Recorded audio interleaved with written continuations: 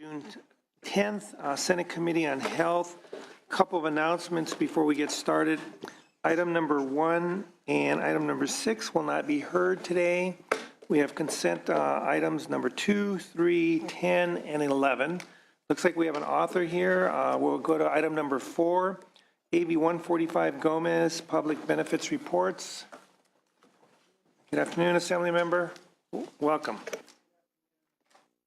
Mr. Chair and Senators, today I'm presenting Assembly Bill 145, which will make technical changes to current law. Specifically, this bill would change the definition of employer to be an individual organization that employs 100 or more beneficiaries of the Medi-Cal program.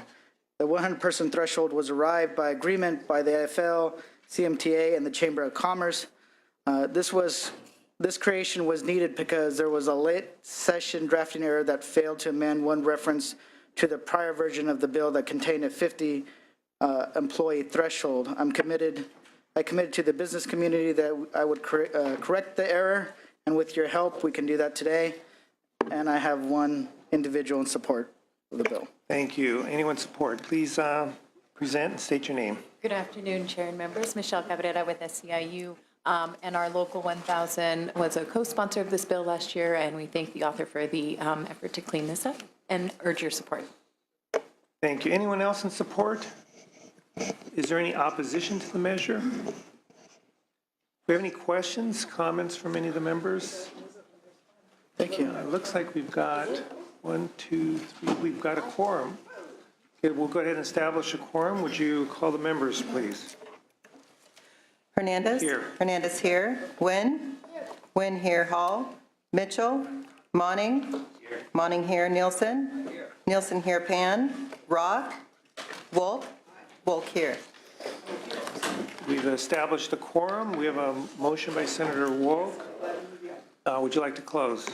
Ask for your aye vote. Okay, we have item number 4, AB 145, due pass to appropriations. Call the members, please. Hernandez? Aye. Hernandez, aye. Nguyen? Aye. Nguyen, aye. Hall? Mitchell? Monning? Aye. Monning, aye. Nielsen? Aye. Nielsen, aye. Pan? Roth? Wolk? Wolk, aye. Thank you. Currently has 5 enough to get out. We're going to put that on call. We still have some members absent, but thank you. Thank you. Is there, sergeants, can we call any other members, see if they're on their way? Yeah, we'll go ahead and move the consent calendar by Senator Wolk. That's item number 2, 3, 10, and 11. Call the members. Hernandez? Aye. Hernandez, aye. Nguyen? Nguyen, aye. Hall? Mitchell? Monning? Aye. Monning, aye. Nielsen? Aye. Nielsen, aye. Pan? Roth? Wolk? Wolk, aye. Currently has 5. We'll place those bills on call.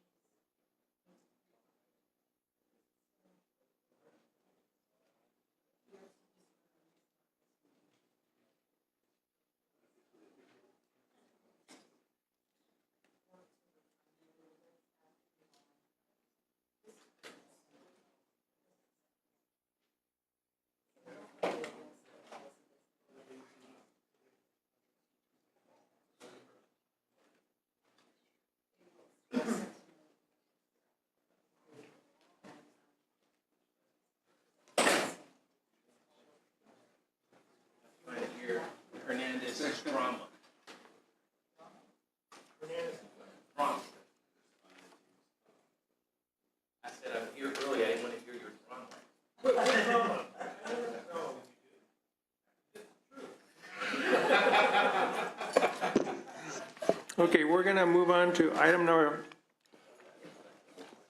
number 7, AB 258 Levine, organ transplants, medical marijuana, qualified patients. Good afternoon. Thank you and good afternoon, Mr. Chair and members.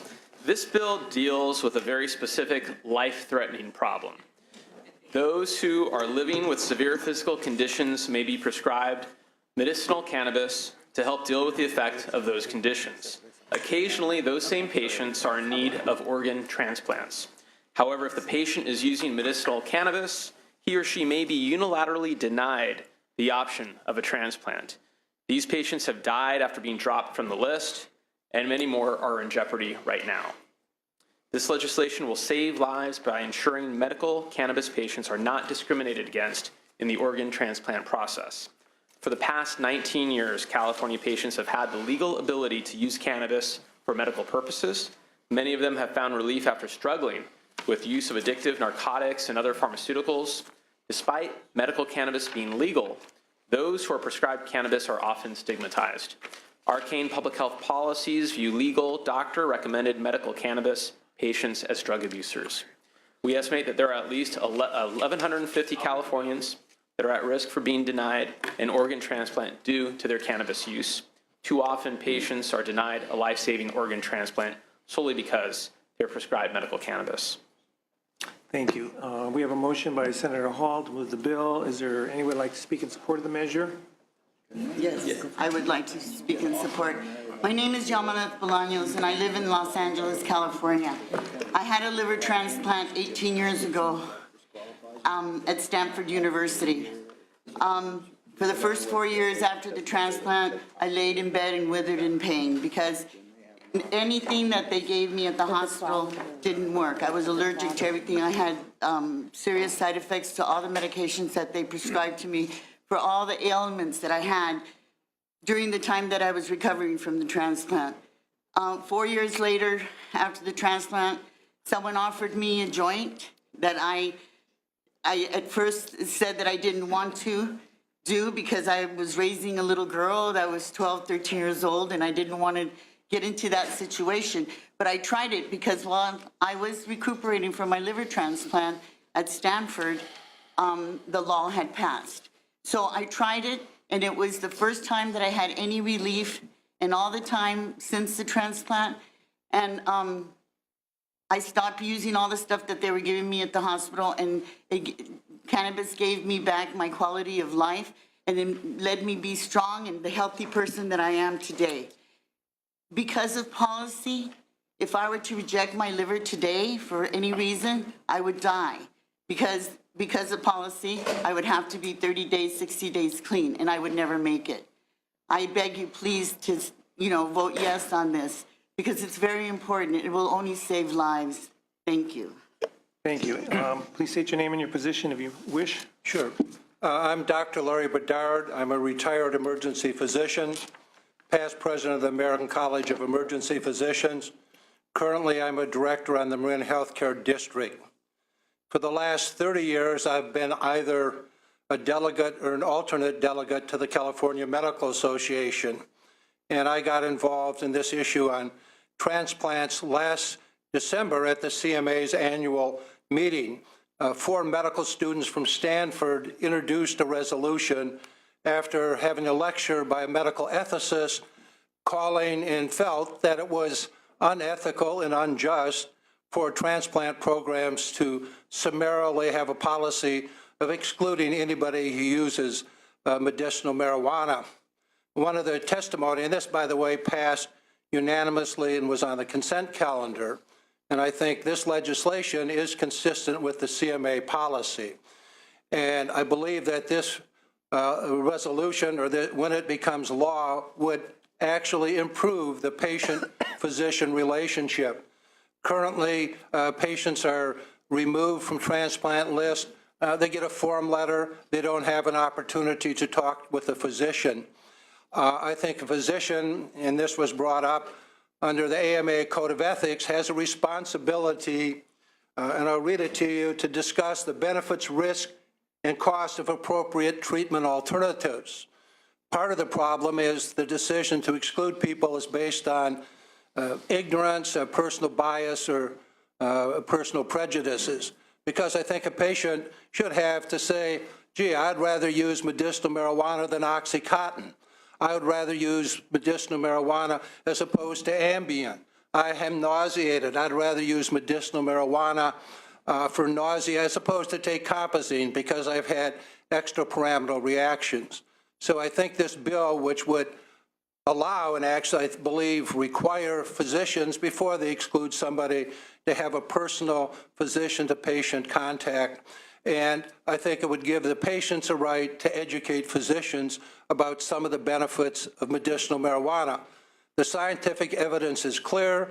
The use of medicinal marijuana does not decrease the life expectancy of people with organ transplants, and it does not increase the rejection rate of somebody who receives a transplanted organ.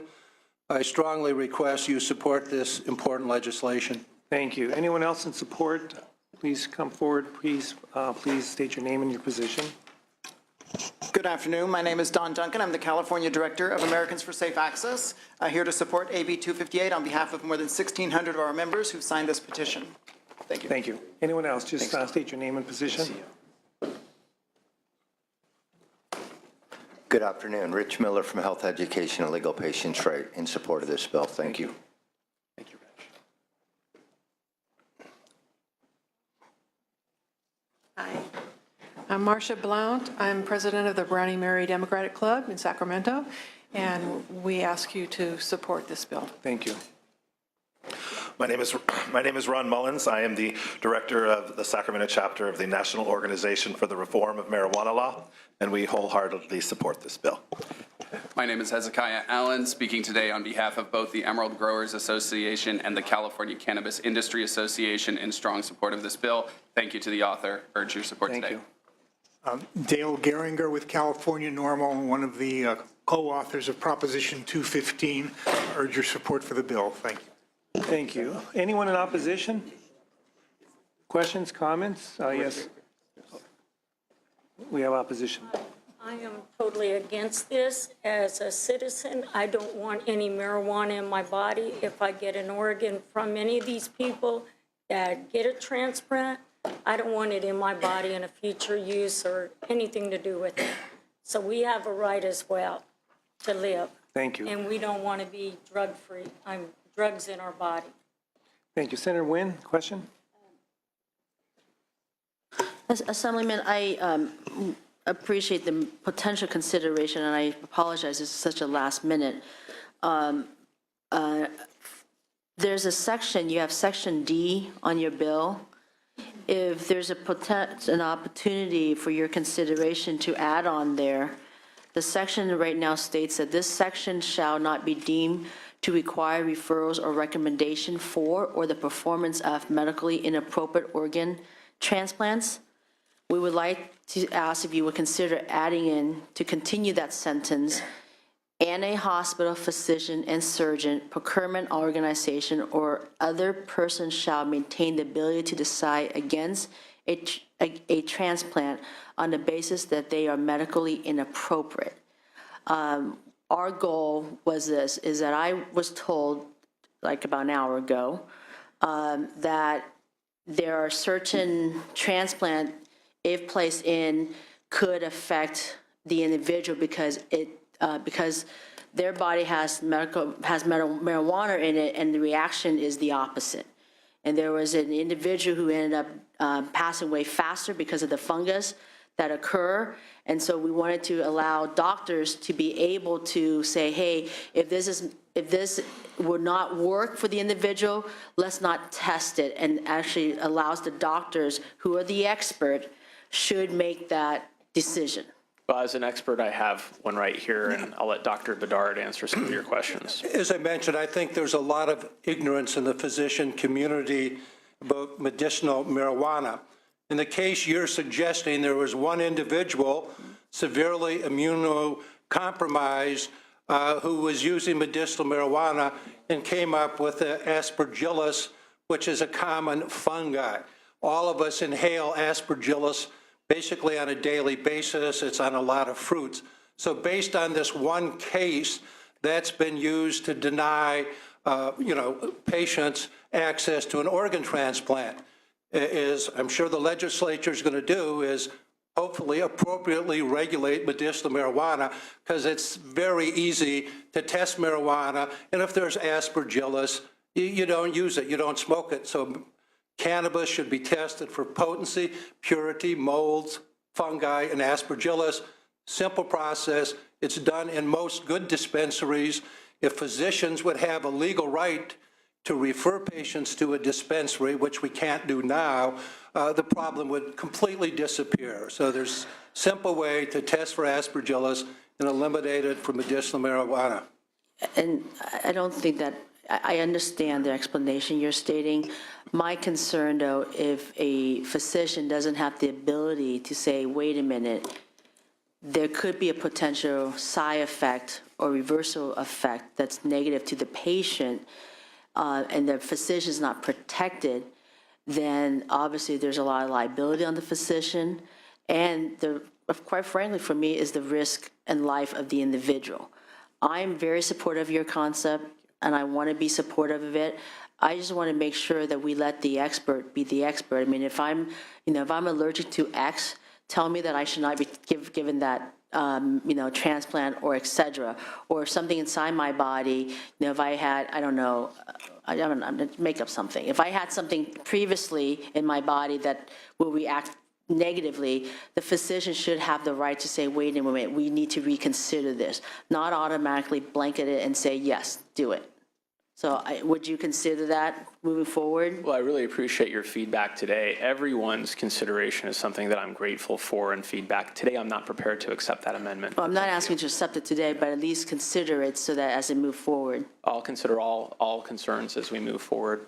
So thank you for sharing them with me. Any other questions or comments from any of the members? Yes, Senator Pan.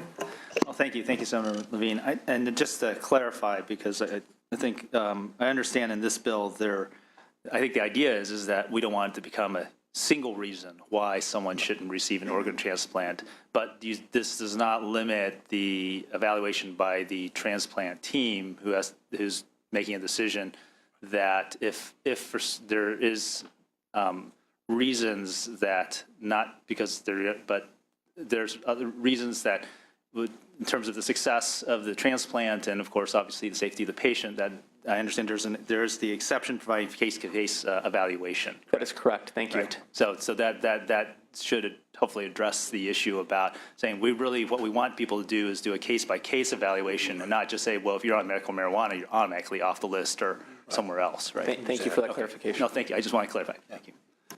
Got it. Go ahead. Can you tell me where that is in the bill?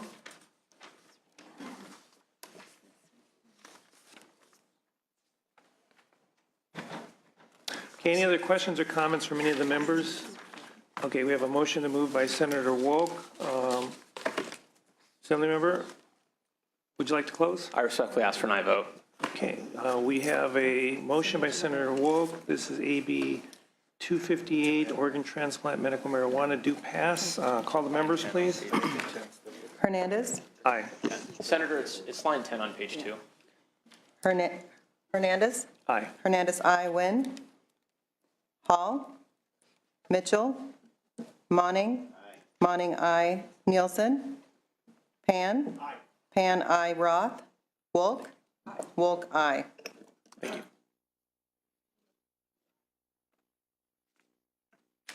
Wynn. Wynn, aye.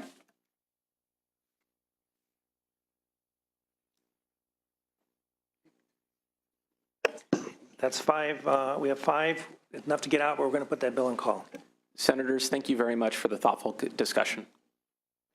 Thank you. Lyman Catero is here.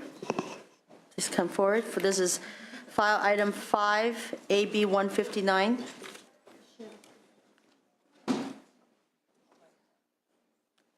Give her mine. She forgot to make a copy of the card, so on.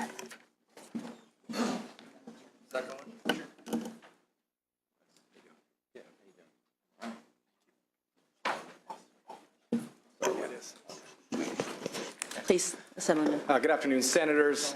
I want to start today by accepting the committee's suggested amendments, and I want to thank the committee staff for working with my office on these issues. AB 159 would allow patients with a terminal illness to seek investigational drugs and treatments under the supervision of a physician in order to try and save their own lives. This bill requires written, informed consent given by patients, institutional review board oversight by physician recommendations, and biannual reports to the Department of Public Health to ensure safety for both patients and physicians. AB 159 is simple. If yourself, a parent, or a child are faced with a terminal illness, then there is a process in place for you to seek potentially life-saving treatments. My office has done a substantial amount of work both in the Assembly as well as in this committee to try and improve the bill. We've worked with the opposition, including CMA, who is now neutral on this bill, and I will continue to work diligently on these issues as we continue to move forward. I want to respectfully request an aye vote, and with me today I have Mr. Mike DiBartoli, a Sacramento firefighter who has been diagnosed with ALS and who has previously testified before this committee in support of right to try legislation. I also have Kurt Altman on behalf of the Goldwater Institute, as well as Alan Fernandez representing the LA County Board of Supervisors. And before I have them start, I just wanted to clarify that this issue came to my attention because of the Brittany Maynard situation and the right to die issue. And I knew that this was going to be an issue coming before the state legislature, and in that research, on my own, nobody approached me, I found this issue of right to try.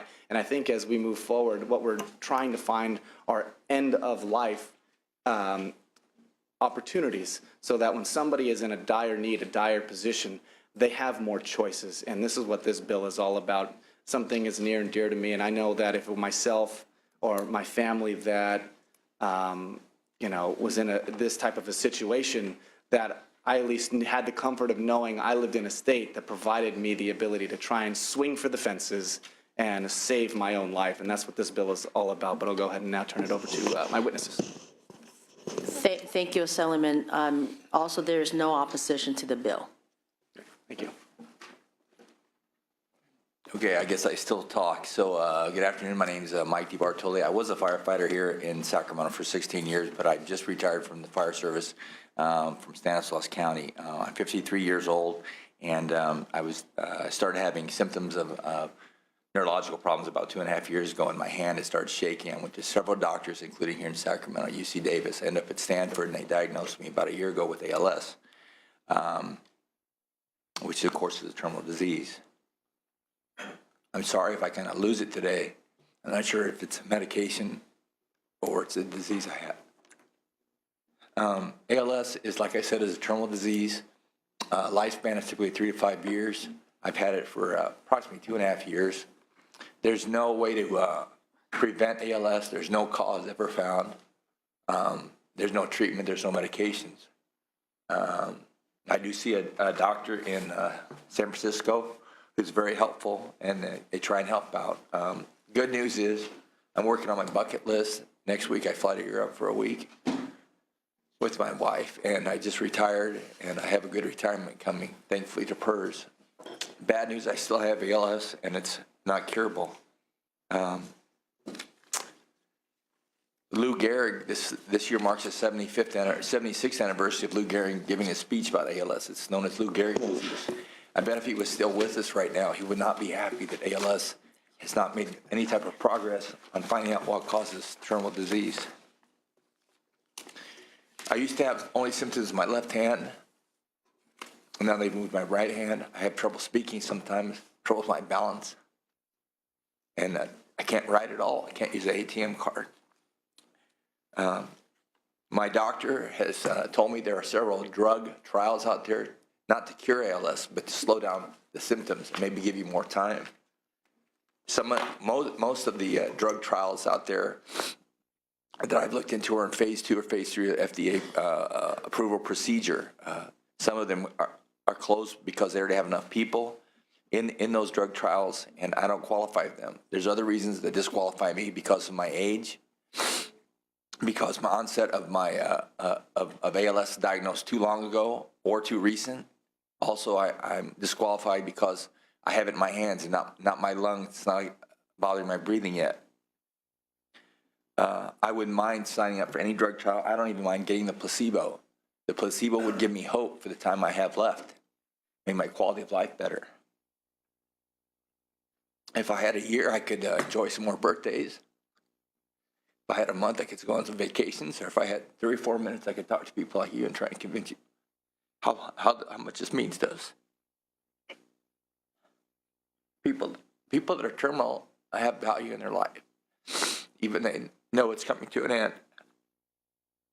I'm not, even though I'm losing it here, I don't want you to feel sorry for me. I want you to think about the families out there that have small children that are terminal and have no other choice. I understand legislation is going through considering giving people the right to take their own lives, the right to die. I'm not thinking about that. I'm trying to think of the right to try and save my own life. I appreciate your support on this bill. There's a lot of families and friends and relatives of people that are terminal that would appreciate your vote on this. My family would like to ask for your approval. Gina, my wife, my son, Brandon, Jacob, my daughters, Emily and Savannah.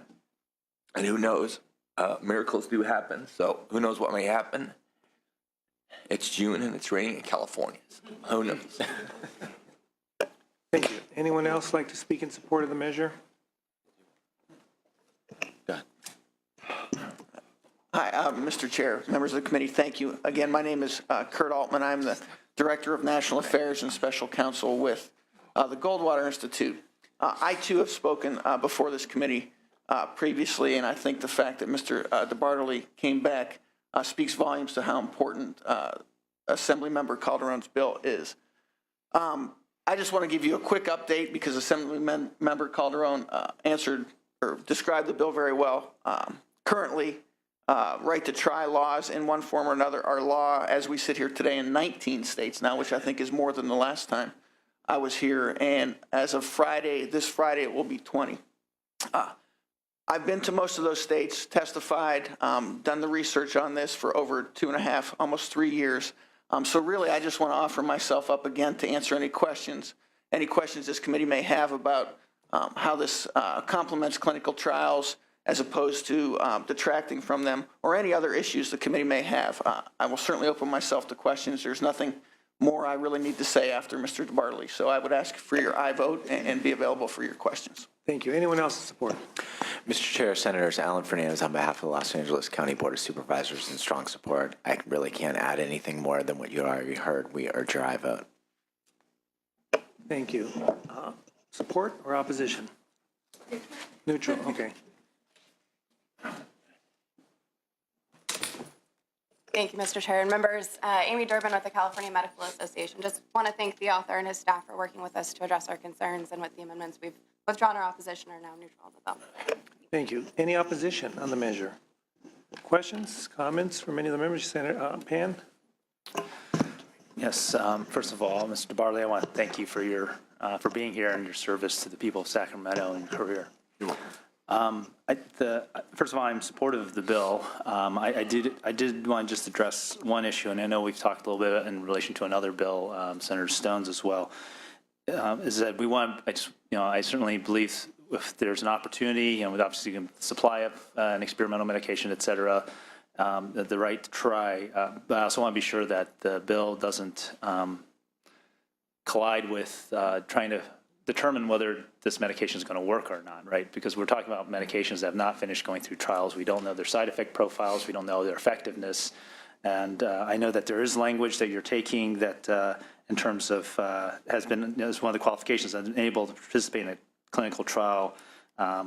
There's also another part about being within 100 miles of the person's home. I have to admit, I'm not quite sure I'm quite entirely comfortable with that right now, in the sense that there are some conditions where there may be more patients, and in fact the trial may be closed because they have sufficient patients. There are other conditions that are fairly rare that people trying to do a clinical trial may have difficulty trying to get enough patients to take it to that next stage. And I just want to be sure we don't create a situation where someone says, well, gee, my choice is I can go into a trial where I might end up getting a placebo, or I'm going to take advantage of this law and be sure, so I can definitely get the drug, assuming supply available, and then that inhibits the ability to actually complete the trial, so we'd actually know and actually get the drug approved.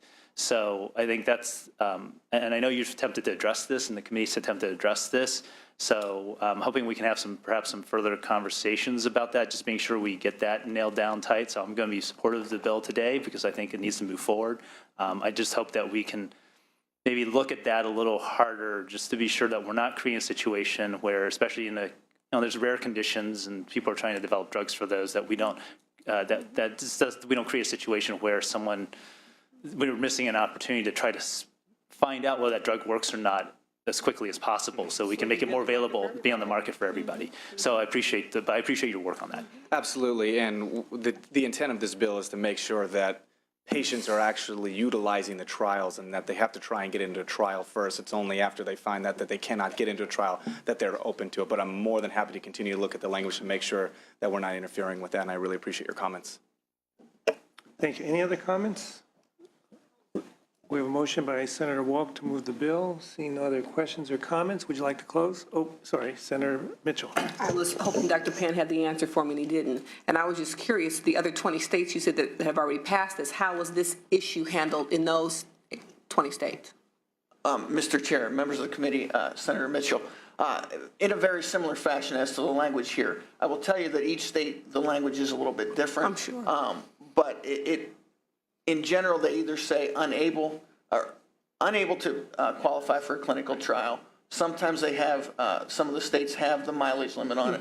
Some of them, to address what I think Senator Pan's issue is, said, or it's unreasonable in the patient's current condition to travel to the nearest clinical trial. Language in that manner. Thank you. Thank you. Thank you. Thank you. Seeing no other questions, comments, there's been a motion. Would you like to close? Senators, I appreciate your time. Respectfully ask for an aye vote. Okay, so we have item number 5, AB 159, do pass as amended to Senate Business and Professions and Economic Development Committee. And perhaps maybe at that time, maybe you can kind of work and address some of the questions that Senator Pan has. I sit on the committee as well. But with that, call the members. Hernandez? Aye. Hernandez, aye. Nguyen? Nguyen, aye. Hall? Hall, aye. Mitchell? Aye. Mitchell, aye. Monning? Aye. Monning, aye. Nielsen? Pan? Aye. Pan, aye. Roth? Wolk? Wolk, aye. Currently at 7, enough to get out, but we're going to place that bill on call. I believe we have one more member still going to be showing up. Thank you. Thank you, Mr. Chair, members.